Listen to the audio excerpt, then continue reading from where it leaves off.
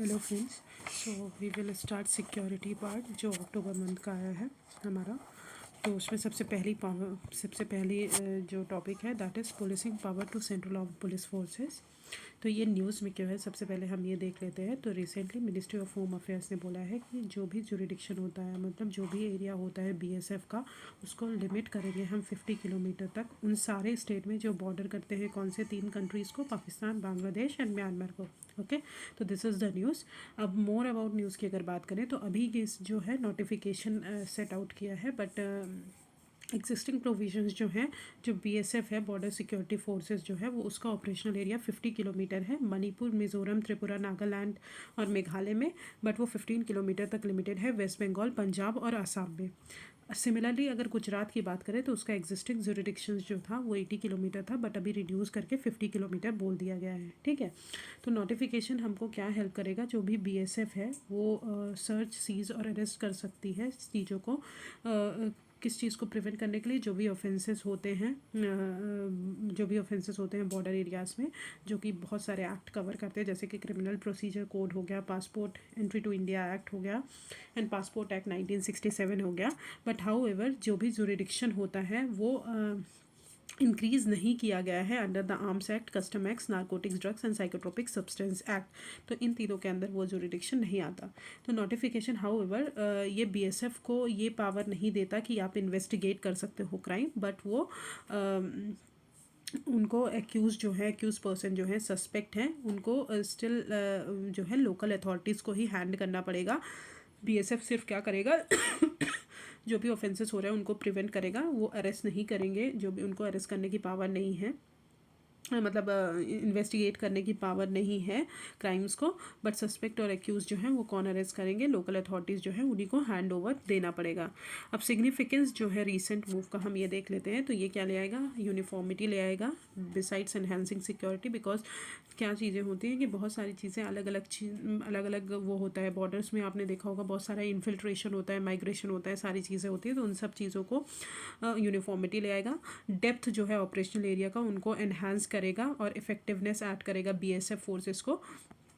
More was also necessitated due to increasing instances of drone dropping. ठीक है, drone dropping weapons जो है ये ज़्यादा हो रहे हैं, इसको भी उसमें भी हमको काउंटर करने में हेल्प करेगा।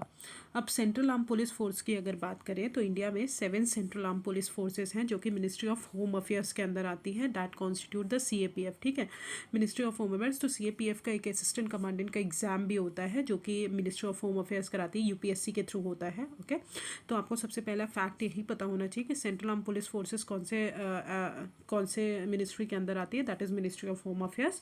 अब इसमें 6 सेंट्रल आर्म पुलिस फोर्सेस आती हैं। पहली है बॉर्डर गार्डिंग फोर्स, फिर स्पेशल टास्क फोर्स और फोर्सेस फॉर इंटरनल सिक्योरिटी। तो बॉर्डर गार्डिंग फोर्स नाम ही से समझ में आ रहा है कि जो भी बॉर्डर एरियाज पे सिचुएटेड रहते हैं, कि पहली है एआर, ठीक है, दूसरी है बीएसएफ, तीसरी है आईटीपीबी, इंडो तिब्बतन बॉर्डर पुलिस, और फिर सशस्त्र सीमा बल जो है एसएसबी। ठीक है, तो अभी हम देख लेते हैं। तो एआर जो है वो नॉर्थ ईस्ट रीजन में डिप्लॉय होती है इंसर्जेंसी को प्रोटेक्ट करने के लिए और इंडो म्यांमार बॉर्डर के पास। बीएसएफ जो है हमारी वो इंडो बांग्लादेश और इंडो पाकिस्तान बॉर्डर में डिप्लॉय होती है। आईटीपीबी जो है इंडिया चाइना बॉर्डर, और एसएसबी जो है इंडिया नेपाल और इंडिया भूटान बॉर्डर्स में हमारी वो होती है। फिर स्पेशल टास्क फोर्स की बात करें तो वो एनएसजी है, नेशनल सिक्योरिटी गार्ड, और फोर्सेस इंटरनल सिक्योरिटी के लिए जो होती है वो सीआईएसएफ एंड सीआरपीएफ होती है। तो CISF central industrial security force जो कि सिक्योरिटी प्रोवाइड करती है और कंसल्टेंसी प्रोवाइड करती है किसको, पब्लिक सेक्टर और प्राइवेट सेक्टर अंडरटेकिंग को, और वीआईपीज़ को जो सिक्योरिटीज़ प्रोवाइड करती है। फिर सेंट्रल रिजर्व पुलिस फोर्स जो है वो एग्जिस्टेंस कब आई थी, क्राउन रिप्रेजेंटेटिव पुलिस आया था 1939 में नीमच एमपी में, जो कि प्रिंसली स्टेट्स जो हैं उनको असिस्ट करने के लिए कि वहाँ पे लॉ और ऑर्डर मेंटेन हो सके। तो मिशन जो है सीआरपीएफ का वो है कि जो भी गवर्नमेंट है उनको जो भी गवर्नमेंट के लिए रूल ऑफ लॉ मेंटेन करें, public order, internal security effectively जो है मेंटेन कर सके। तो these are the 2 forces which comes under forces for internal security. CAPF। फिर नेशनल सिक्योरिटी गार्ड जो है वो क्रिएट की गई थी जब स्पेशल फोर्सेस जैसे SAS थी यूनाइटेड किंगडम में, GIGN जो थी फ्रांस में, उन सबको स्टडी करके ये एनालाइज करके ये क्रिएट की गई थी। और NSG कमांडोज जो है उनको हाई रिस्क जो टास्क होते हैं उनके लिए मतलब उनके लिए ट्रेन किया जाता है, जैसे कि काउंटर हाईजैकिंग हो गए, काउंटर टेररिस्ट ऑपरेशन हो गए। तो इन सब के लिए हमारा NSG क्रिएट किए जाते हैं। तो हमारे 6 सेंट्रल आर्म पुलिस फोर्सेस आती हैं, AR, BSF, ITBP, SSB, NSG, CISF and CRPF। Okay, I hope ये आपको पार्ट क्लियर हो गया होगा। अब हम देखते हैं वाई वॉज डेलीगेशन, मतलब अब हम देख लेते हैं delegation of policing power to central arm police forces. तो अब पुलिस, तो हमने पॉलिटी वाला जब सेक्शन पढ़ा था तो मैंने बताया था कि पुलिस जो है स्टेट सब्जेक्ट है, ठीक है, और सेंट्रल आर्म पुलिस फोर्सेस जो है हमारी, हमने उसमें CBI पढ़ा था which is a central agency. और CAPF भी क्या है, हमारी सेंट्रल एजेंसी है, क्योंकि मिनिस्ट्री ऑफ होम अफेयर्स के अंदर आती है। तो क्यों हम delegation of policing power to central arm police forces. तो इनिशियल डेलीगेशन जो था पुलिसिंग पावर की वो BSF में पहले की गई थी 1969 में under the provision of BSF act 1968। फिर उसके बाद कुछ मॉडिफिकेशन की गए। तो सशस्त्र सीमा बल जो है बॉर्डर गार्डिंग फोर्स है, जो कि कहाँ पे, इंडो नेपाल और इंडो भूटान बॉर्डर पे रहती है, वो गार्ड करती है इंडो नेपाल बॉर्डर। और उसको ये भी पावर दी गई, मतलब पुलिस की जो पावर थी उनको ये भी दी गई, और अदर इन्वेस्टिगेटिंग एजेंसीज की जो भी पावर थी उनको दी गई अंडर द CRPC के अंदर उनको पावर दी गई। SSB को परमिशन दिया गया कि वो जो अपनी पावर को एक्सरसाइज करेंगे विद इन 15 किलोमीटर के अंदर इंडो नेपाल और इंडो भूटान बॉर्डर में, जहाँ पे वो ऑपरेट करते हैं। ओके, फिर आते हैं why was delegation of power required. तो हमको डेलीगेशन पावर की, मतलब किसी को डेलीगेट करना, डेलीगेट मतलब किसी को पावर देना, मतलब जैसे ये मेरी पावर है बट मैं अपने बिहाफ में किसी को पावर दे रही हूँ कि तुम ये चीज़ मैनेज करो। फॉर एग्जाम्पल, अगर आपने इमरजेंसी प्रोविजन पढ़ा होगा,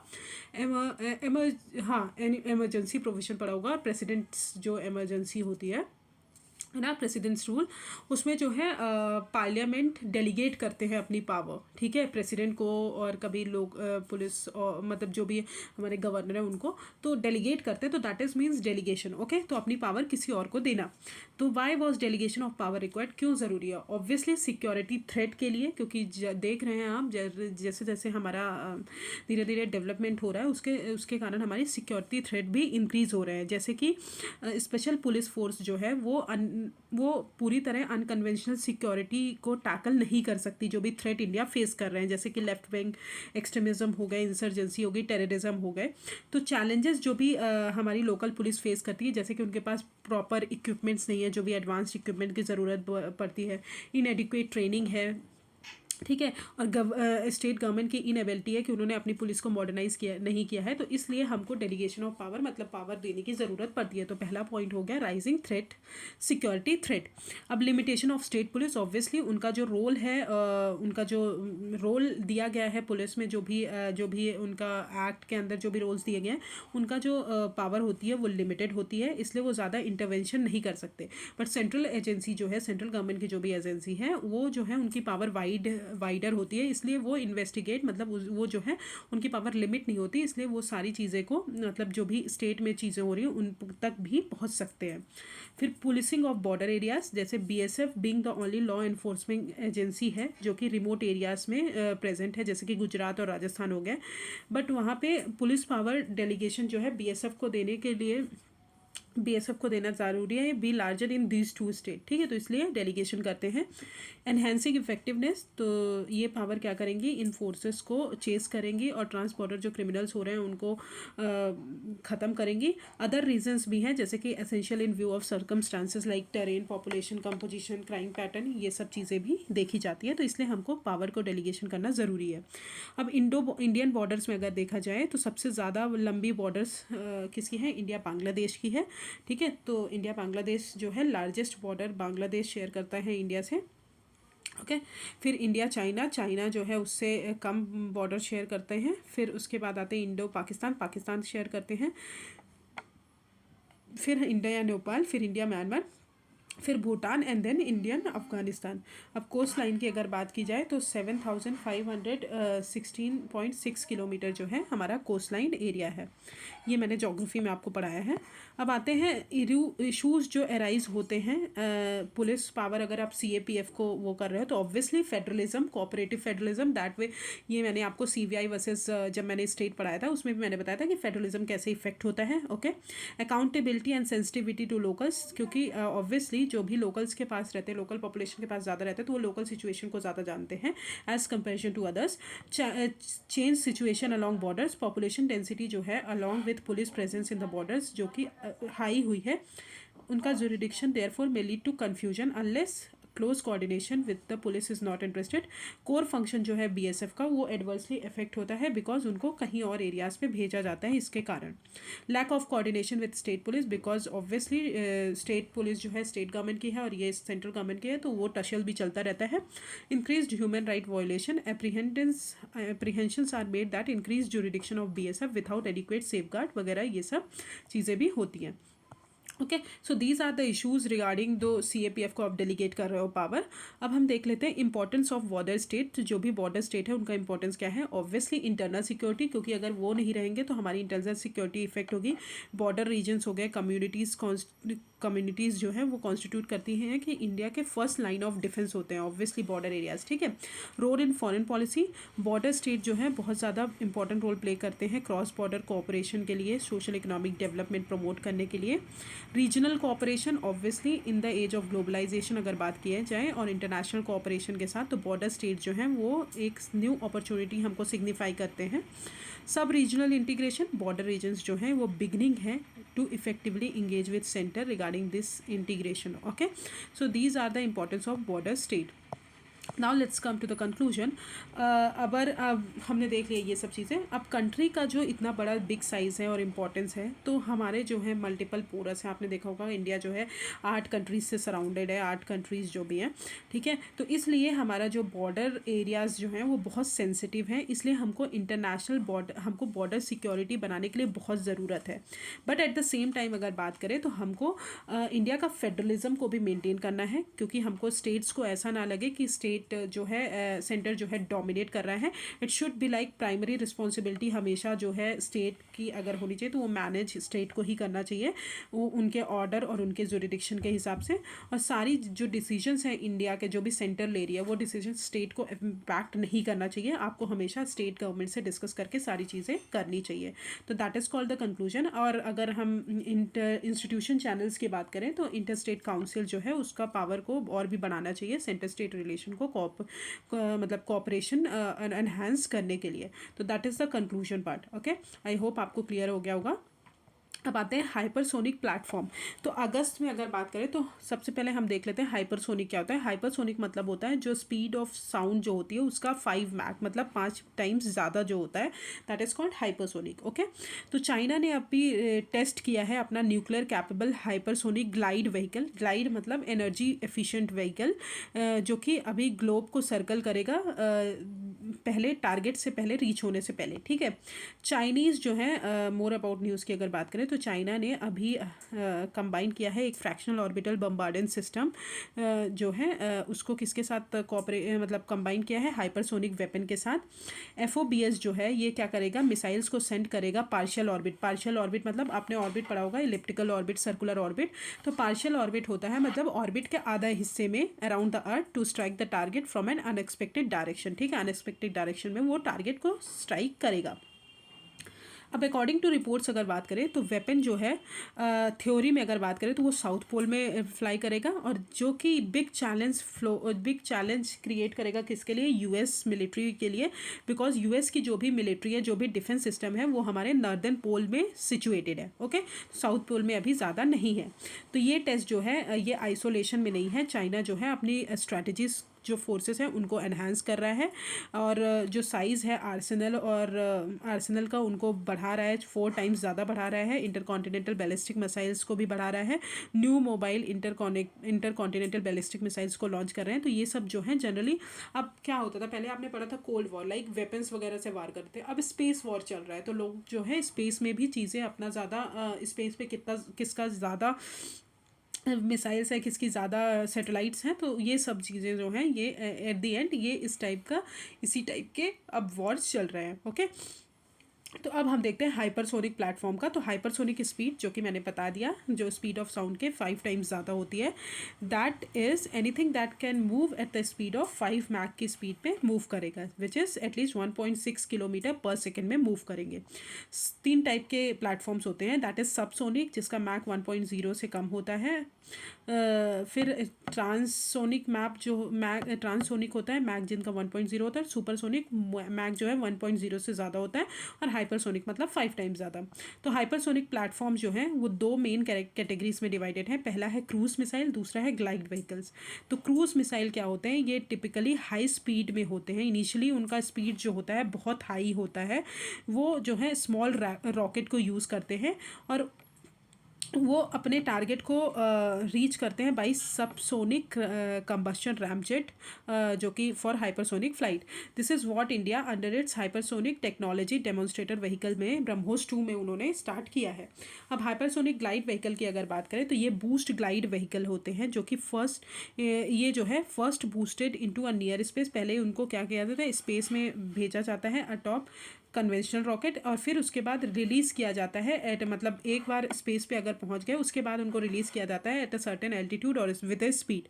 द रिलीज हाइट जो है उनकी डिपेंड करती है इंटेंडेड ट्रेजेक्ट्री पे, किस ट्रेजेक्ट्री पे उनको लॉन्च किया गया है। और हाइपरसोनिक ग्लाइड व्हीकल्स जो हैं वो अर्थ में आते हैं, अर्थ में जैसे ही आते हैं वो ज़्यादा स्पीड गेन करते हैं और अपर and gliding along the upper atmosphere before diving onto the target. Okay, so this is glide vehicles. अब while अगर बात करें तो यूएसए, रशिया, चाइना जो हैं वो मोर एडवांस्ड हाइपरसोनिक वेपन्स को पजेस करते हैं, मतलब उनके पास हैं। बहुत सारी number of countries, developing countries हैं, उन्होंने भी डेवलप करना स्टार्ट किया, जैसे ऑस्ट्रेलिया, इंडिया, जापान, जर्मनी, तो ये लोग भी लॉन्च कर रहे हैं। Okay, now let's come to what is the difference between intercontinental ballistic missiles and HCM, मतलब हाइपरसोनिक क्रूज मिसाइल। तो इंटरकॉन्टिनेंटल बैलिस्टिक मिसाइल की अगर बात करें तो ballistic missile, wait a second, हाँ, तो बैलिस्टिक मिसाइल जैसे होता है तो यहाँ से हमने प्रोजेक्टाइल मोशन आपने पढ़ा होगा। प्रोजेक्टाइल मोशन जो है ये ऐसे करके यहाँ से ये टारगेट पे रीच करता है। ओके, तो दीज आर द ये, तो this is the ballistic missile. तो इनको क्या किया जाता है, अपने प्योर एक पाथ पे लॉन्च किया जाता है। तो जिस पाथ पे, मतलब प्रोजेक्टाइल मोशन में, जैसे आपने बॉल फेंका, क्रिकेट की बॉल जाती है, तो आपने उसको जिस स्पीड से फेंका वो उसी स्पीड से जाएगी, मतलब उसकी स्पीड जो है आप चेंज नहीं कर सकते हो। तो that is the intercontinental ballistic missile, जो प्रोजेक्टाइल मोशन से ट्रेवल करती है। तो ट्रेडिशनल बैलिस्टिक मिसाइल और इंटरकॉन्टिनेंटल बैलिस्टिक मिसाइल जो है, आर्क जो है along a predictable ballistic path, मतलब प्रेडिक्टेबल बैलिस्टिक पाथ में आप लॉन्च करते हो, and like a bullet, and lack the element of surprise, because क्योंकि आप जिस पाथ में लॉन्च करते हो उसी पाथ में जाएगा। असेसमेंट जो है वो न्यूक्लियर थ्रेट इनिशिएटिव प्रीमाइसेस करते हैं, जहाँ that a president of US ने, मतलब इनका एक्सेप्शन जो है, मतलब इसमें आप टाइम रहता है। जैसे इंटरकॉन्टिनेंटल बैलिस्टिक मिसाइल आया तो आपके पास इतना टाइम रहता है कि आप उसको 2 या 4 मिनट लेके आप उसको लॉन्च कर सको, मतलब उसके टारगेट को इफेक्ट करने से। 2-4 minutes to render a decision on intercepting incoming intercontinental ballistic missile. जैसे चाइना और रशिया ने एक बार फायर किया था तो उनके पास 2-4 मिनट थे कि वो जो है इंटरकॉन्टिनेंटल बैलिस्टिक मिसाइल को फिर से काउंटर कर सके। तो मतलब इसमें जो है टाइम मिल जाता है। पर हाइपरसोनिक क्रूज मिसाइल की अगर बात करें तो वो जो है एक ही स्पीड से लॉन्च की जाती है, ठीक है, एक ही डायरेक्शन में, और ये जो है ये जो है एकदम टारगेट के पास ही लॉन्च किया जाता है, और इसमें कोई भी टाइम नहीं रहता। अगर उसने लॉन्च कर दिया है तो आपके पास इतना भी टाइम नहीं रहेगा कि आप अपनी मिसाइल्स को छोड़ सके, वो आपको इफेक्ट कर ही देगा। तो detection and interception time in case of HCM और एचजीवी की बात करें is far less.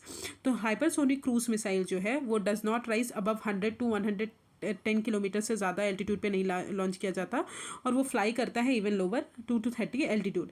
There flatter trajectory with इनका क्या होता है, फ्लैटर ट्रेजेक्ट्री होता है आईसीबीएम के साथ along with earth's curvature further complicates the dynamic of detecting interception, मतलब डिटेक्ट नहीं कर पाते हो। Okay, so this is the hypersonic cruise missile and intercontinental ballistic missile. अब स्ट्रैटेजिक इम्प्लीकेशन क्या है अगर हम हाइपरसोनिक टेक्नोलॉजी को बढ़ा रहे हैं, तो ये क्या करेगा, upset the current military balance of power. Recently obviously जो भी current military balance of power है उसको क्या करेंगे, थोड़ा बहुत अपसेट करेंगे। फॉर एग्जांपल मतलब थोड़ी बहुत प्रॉब्लम्स आएंगी, जैसे कि recently US based public policy research institute ने बोला है कि रशिया और चाइना जो हैं वो अपने ऑपरेशनल हाइपरसोनिक ग्लाइड व्हीकल्स जो हैं वो मतलब वो भेज रहे हैं विथ अ न्यूक्लियर वॉरहेड, जिसके कारण क्या हो रहा है, यूएस ने अभी तक अपने इतने ज़्यादा न्यूक्लियर वॉरहेड जो हैं डिज़ाइन नहीं किए हैं। ठीक है, तो ये क्या करेगा, हमारे यूएस और इंडिया, रशिया और चाइना के बीच में ज़्यादा रिलेशंस ख़राब हो सकते हैं। इन एडवर्ट एक्सकेलेशन ऑब्वियसली क्या होगा, फेस्ड बाय जो भी हाइपरसोनिक वेपन्स होते हैं ये थ्रेट फेस करते हैं और वार्निंग रिस्पॉन्स टाइमिंग जो है उनको रिड्यूस करते हैं, जिसके कारण जो है बहुत ज़्यादा लॉस होता है, जो भी जिनके कंट्रोल में, जो भी कंट्रीज है जिनके कंट्रोल में अगर ये सब चीज़ें ना हो तो। ठीक है, फिर स्ट्रैटेजिक इंस्टेबिलिटी, हाइपरसोनिक वेपन्स जो हैं उनका क्विक लॉन्च होता है और हाई स्पीड होती है। ठीक है, जिसके कारण क्या होते हैं, एनकरेज एडवेंचरिज्म। ठीक है, एस्केलेशन कंट्रोल जो है बहुत डिफिकल्ट होता है और क्राइसिस मैनेजमेंट जो क्राइसिस होते हैं वो ज़्यादा हो जाता है और क्राइसिस मैनेजमेंट जो है वो भी कम हो जाता है। फिर nuclear arm race, obviously demonstration of Chinese missile जो है ये वेरी क्लोज है कि स्पुतनिक मूवमेंट के टाइम पे, जो कि सोवियत यूनियन ने लॉन्च किया था।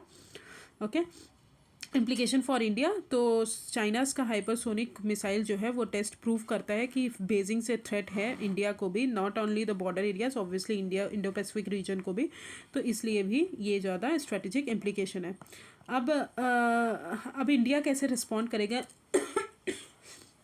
इन सब डेवलपमेंट के लिए, तो जो भी एमर्जिंग इंटरेस्ट है आर्म कंट्रोल में उनको सीज करना चाहिए। India should seize an emerging interest in arm control to reframe issue of non proliferation और non use.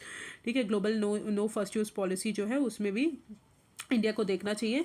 India should prepare for arm race के लिए उसको प्रिपेयर होना चाहिए। Space situational awareness, obviously competitive India का aim होना चाहिए कि उसको कॉम्पिटिटिव एडवांटेज लाना है इन ट्रैकिंग स्पेस ऑब्जेक्ट जो भी हैं। इन्वेस्टमेंट इन टेक्नोलॉजी, जैसे कि artificial intelligence launch, ballistic missile जो है, एयर इनेबल्ड रुद्रम 3 जो है, इन सब चीज़ों पर ज़्यादा हमको इन्वेस्ट करना पड़ेगा। ओके, अब इंडिया का progress towards developing hypersonic technology, तो सबसे पहला है ब्रह्मोस 2 जो कि मैक्स 7 में लॉन्च किया गया है। फिर मिशन शक्ति एंटी सैटेलाइट मिसाइल टेक्नोलॉजी है, वो भी लॉन्च की गई। फिर HSTB जो कि हाइपरसोनिक टेक्नोलॉजी डेमोन्स्ट्रेशन व्हीकल है, प्रोग्राम है, जो कि इंडिया ने इंडिजिनसली डेवलप किया है। HWT टेस्ट जो कि hypersonic wind tunnel test facility है, जो कि DRDO ने लॉन्च किया है हैदराबाद में। ये क्या है, pressure vacuum driven enclose free jet facility है, जो कि 5 मैक की स्पीड में लॉन्च की गई है। तो ये हो गया हमारे इंडिया का डेवलपिंग हाइपरसोनिक जो भी चीज़ें हैं। ओके, आते हैं कंक्लूजन। तो जो भी टेस्ट चाइना बिल्ड कर रहा है is so far done to build capabilities not against India, India के अगेंस्ट नहीं किया, but considering relation with China, India का जो भी रिलेशन है, पास्ट रिलेशन थे, तो इंडिया को भी डेवलप करना चाहिए और टेस्ट करना चाहिए hypersonic capability and blasting strategy, it's strategic deterrent against China. Okay, now let's come to the critical infrastructure. तो रिसेंटली गवर्नमेंट ने रिलीज़ की है guideline for cyber security in power sector. तो क्रिटिकल इंफ्रास्ट्रक्चर जो है ये मैंने आपको PT 365 में भी पढ़ाया है, बट यहाँ पे भी मैं आपको पढ़ा दे रही हूँ। तो गवर्नमेंट ने अभी रिलीज़ किया है guideline for cyber security in power sector. तो मोर अबाउट न्यूज़ में देख लेते हैं। तो सेंट्रल इलेक्ट्रिसिटी अथॉरिटी जो है, under the provision of section 3 clause 10 on cyber security in the central electricity authority, जो भी रेगुलेशन है उसमें उन्होंने गाइडलाइंस फ्रेम की है on cyber security in power sector. Power sector में जो भी साइबर से रिलेटेड प्रॉब्लम्स हो रही हैं, क्राइम्स हो रहे हैं, उनकी सिक्योरिटी के लिए क्या गया है, जो भी पावर सेक्टर यूनिट्स हैं उन सब के लिए ये मतलब उन सबको मानना पड़ेगा to create cyber secure ecosystem. ठीक है, साइबर सिक्योर इकोसिस्टम क्रिएट करना है। ये जो है first time comprehensive guidelines power sector के लिए बनाई गई है। ये गाइडलाइंस जो है ले डाउन करेगी सारे एक्शन जो भी सारे पावर सेक्टर यूटिलिटीज़ को मतलब सिक्योरिटी मेजर्स लेने पड़ेंगे। ये गाइडलाइंस जो है मैंडेटरी हैं सारे स्टेक होल्डर्स के लिए। ठीक है, तो ये जो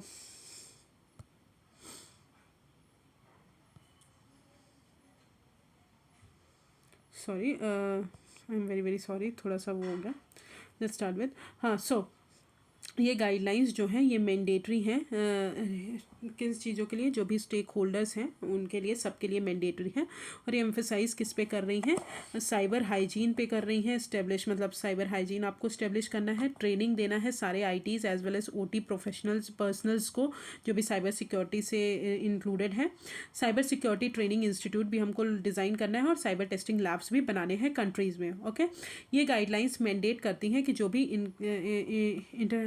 information communication technology based procurement है वो आइडेंटिफाइड ट्रस्टेड सोर्सेज से, आइडेंटिफाइड ट्रस्टेड प्रोडक्ट से, और एल्स जो भी प्रोडक्ट हैं जो भी टेस्ट होते हैं फॉर मालवेयर और हार्डवेयर ट्रोजन के लिए उन सब को पहले उनको टेस्ट करना पड़ेगा आईसीटी से पहले, पावर सेक्टर में डिप्लॉय करने से पहले। ओके, विथ न्यू नॉर्म्स अगर बात करें तो गवर्नमेंट का एम है कि जो भी सिक्योरिटी है उनके लिए मैकेनिज्म एक बनाना, सिक्योरिटी थ्रेड्स जो भी हो रहे हैं उनके लिए अर्ली वार्निंग मैकेनिज्म बनाना, स्ट्रेंथन करना प्रोटेक्शन, और क्रिटिकल इंफॉर्मेशन इंफ्रास्ट्रक्चर जो है हमारा उसको रेजिलेंस प्रोवाइड करना। तो अब देख लेते हैं अबाउट क्रिटिकल इंफ्रास्ट्रक्चर। तो क्रिटिकल इंफ्रास्ट्रक्चर वो होता है, उसका मतलब ये होता है कि जो भी फिजिकल और इंफॉर्मेशन टेक्नोलॉजीज फैसिलिटीज़ हैं, हमारी नेटवर्क्स हैं, सर्विसेज हैं, एसेट्स हैं, अगर एक सर्विस को हम डिस्ट्रॉय करते हैं, एक सर्विस हमारा इफेक्ट होता है किसी चीज़ से, तो हमारे पूरे गवर्नमेंट की फंक्शनिंग है वो भी इफेक्ट होती है। Okay, so this is critical infrastructure. Chemicals हो गए, dams, emergency services, power, energy, banking, financial services, ये सब हमारे क्रिटिकल इंफ्रास्ट्रक्चर्स हैं। ओके, अब देखते हैं इंपॉर्टेंस क्या है क्रिटिकल इंफ्रास्ट्रक्चर सिक्योरिटी की। तो रिजिलियंट और सिक्योर इंफ्रास्ट्रक्चर जो है वो हमारे इकोनॉमिक प्रॉस्पेरिटी को बढ़ाने के लिए बहुत ज़रूरी है, बिकॉज ये क्या करेगा, अगर हमारा एक बिजनेस अटैक हो रहा है तो हमारे बहुत सारे बिजनेस अटैक होंगे जिसके कारण हमारा कॉन्फिडेंस और हमारी प्लानिंग पे इफेक्ट पड़ेगा। ओके, लॉस और डैमेज जो है अनअवेलेबिलिटी दो फॉर शॉर्ट ड्यूरेशन होगा, उसका सिग्निफिकेंट कॉन्सिक्वेंस बहुत लंबा होता है, जो कि कैस्केडिंग इफेक्ट भी उसका बहुत हाई होता है। और ये डिसरप्शन टू क्रिटिकल इंफ्रास्ट्रक्चर अगर बात करें तो वो हमारे ग्लोबल सप्लाई चेन को भी इम्पैक्ट करेगा। ओके, अब चैलेंजेस देख लेते हैं क्रिटिकल इंफ्रास्ट्रक्चर को प्रोटेक्ट करने के लिए। तो सबसे पहले इंटरनल रिसोर्सेज, तो बहुत सारी ऑर्गेनाइजेशन जो हैं इंक्लूड दोज जो कि क्रिटिकल इंफ्रास्ट्रक्चर को हेल्प करती हैं मेंटेन करने में, उनके पास एनफ ट्रेन जो सिक्योरिटी प्रोफेशनल्स होते हैं वो नहीं है। Reluctance in sharing information, inhibition in the private and public sector to share information about the vulnerabilities of system. Obviously information share नहीं कर सकते बिकॉज वो सोचते हैं कि हमारा कॉम्पिटिशन जो है वो हमको अगर कोई जान जाएगा सामने वाला तो हमारी चीज़ों को वो कर देगा, मतलब कॉम्पिटिटिव लेवल पे उनके राइवल्स जो हैं इफेक्ट होंगे। Clear lack of coordination among agencies, obviously बहुत सारी इंडियन एजेंसीज है जो मिनिस्ट्री ऑफ होम अफेयर्स के आती हैं, कुछ एजेंसीज पीएमओ के अंदर आती है, तो वो सब जो है कोऑर्डिनेशन नहीं कर पाते। कैपेबिलिटी एसिमेट्री की अगर बात करें तो इंडिया जो है इंडिजनाइजेशन जो है हार्डवेयर का उसमें लैक करता है, मतलब उतने ज़्यादा नहीं होते, और ना ही सॉफ्टवेयर जो है यहाँ पे इतना डेवलप नहीं होता, तो इसलिए जो है हमारा जो बाहर वो जो है चीज़ें जो है बाहर पे डिपेंड हैं, जिसके कारण हमारे सिक्योरिटी थ्रेट और ज़्यादा बढ़ते हैं। अब इनिशिएटिव्स की अगर बात करें जो भी क्रिटिकल इंफ्रास्ट्रक्चर प्रोटेक्शन के लिए इंडिया ने लिए हैं, तो 2014 में इंडिया ने इस्टेब्लिश किया है national critical information infrastructure protection centre. Nations के जो भी क्रिटिकल इंफॉर्मेशन इंफ्रास्ट्रक्चर है उनको प्रोटेक्ट करने के लिए CII जो है वो डिफाइंड IT एक्ट में हुआ है 2000 में। ठीक है, इंडियन फिर सर्ट इन जो है लॉन्च किया गया है, जो कि नेशनल नोडल एजेंसी है जो भी कंप्यूटर सिक्योरिटी है उनसे रिलेटेड। फिर नेशनल साइबर सिक्योरिटी कोऑर्डिनेटर है under the national securities council secretariat के अंदर, जो कोऑर्डिनेट करती है वेरियस डिफरेंट एजेंसीज के साथ। फिर साइबर स्वच्छता केंद्र है जो कि botnet cleaning and malware analysis centre है, वो भी लॉन्च किया गया है डिटेक्शन के लिए और मैलिशियस प्रोग्राम के लिए। फिर training and mock drills government ने ऑर्गेनाइज किया है, स्टार्ट किया है organising and conducting cyber security mock drills to access the cyber security posture of organisation.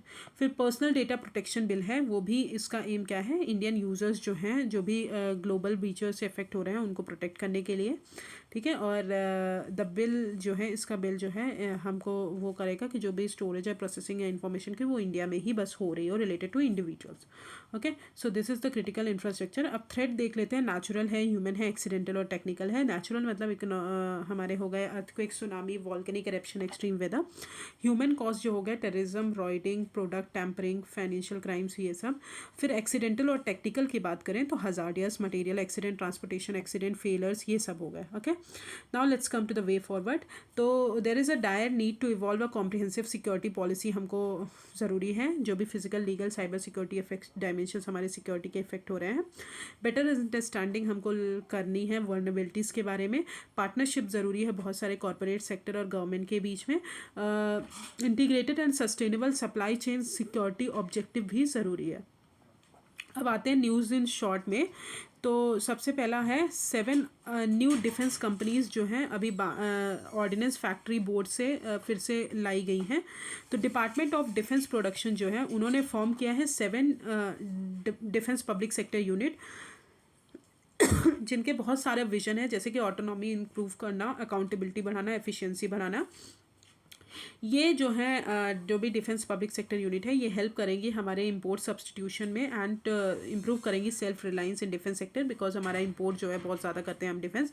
India जो है world 3rd largest military Spender है इन 2020 after US and China. Steps जो भी डिफेंस मैन्युफैक्चरिंग को स्ट्रेंथन करने के लिए लिए गए हैं, तो पहला है डिफेंस एक्विजिशन प्रोसीजर 2020 जो कि इंक्रीज़ करता है कि इंडियनाइजेशन कंटेंट जो है रिक्वायरमेंट उसको इंक्रीज़ करना है। 209 डिफेंस आइटम्स जो हैं वो पॉजिटिव इंडियनाइजेशन लिस्ट में रखे गए हैं जो कि इंपोर्ट में बैन किए गए हैं। एफडीआई डिफेंस सेक्टर में इंक्रीज़ कर दिया गया है जो कि 74% है ऑटोमेटिक रूट से। Corporatisation of ordnance factory board obviously क्योंकि प्राइवेट सेक्टर को इन्वॉल्व कर रहे हैं गवर्नमेंट। फिर आईडेक्स जो है फॉस्टर इनोवेशन एंड टेक्नोलॉजी के लिए। सृजन पोर्टल जो है वो भी डेवलपमेंट सपोर्ट देना है एमएसएमई स्टार्टअप इंडस्ट्रीज़ के लिए। और डिफेंस इंडस्ट्रियल कॉरिडोर्स जो हैं यूपी और तमिलनाडु में भी बनाए गए हैं। ओके फिर आते हैं Abhyas. Abhyas is a heat expendable aerial target heat जो है जो कि अभी फ्लाइट टेस्ट की गई है, डीआरडीओ ने टेस्ट की है। कहाँ से? उड़ीसा से। ये डेवलप किसने किया है? डीआरडीओ के एरोनॉटिक्स डेवलपमेंट इस्टेब्लिशमेंट ने डेवलप किया है फॉर ऑटोनोमस फ्लाइंग के लिए।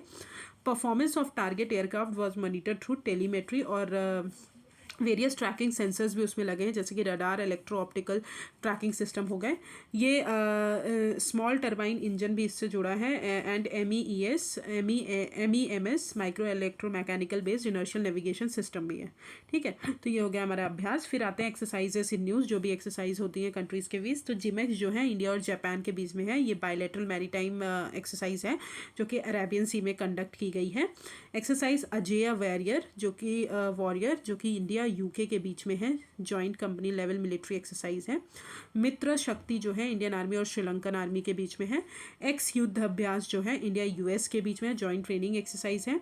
फिर कैम्ब्रियन पेट्रोल एक्सरसाइज इंडिया और यूके के बीच में है और यूके आर्मी ने ऑर्गेनाइज की है, referred as Olympic for military patrolling. Recently Indian army team ने अभी अवार्ड किया है इसके अंदर गोल्ड मेडल। फिर कोंकण शक्ति जो है it is an Indian UK joint military exercise है, तो इंडिया यूके का जॉइंट मिलिट्री एक्सरसाइज है। So this is the end of security part. I will start with environment tomorrow. Thank you so much. If you have any problem, just comment me on the comment section. Thank you.